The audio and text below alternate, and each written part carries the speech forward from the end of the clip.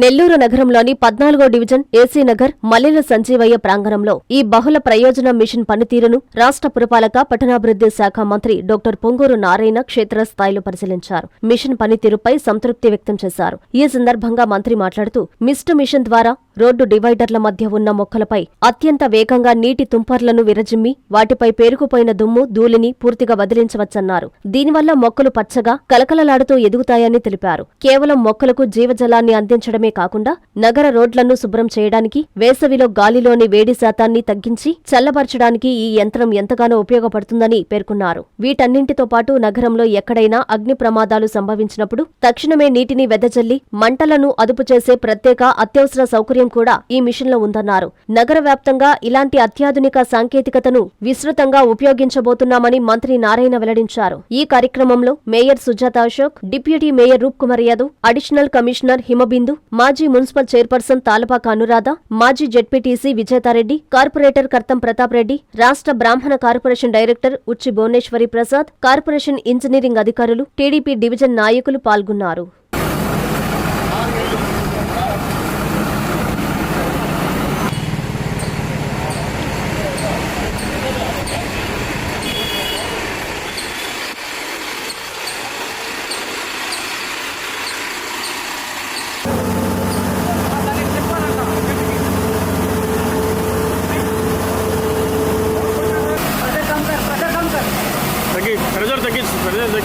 తగ్గించు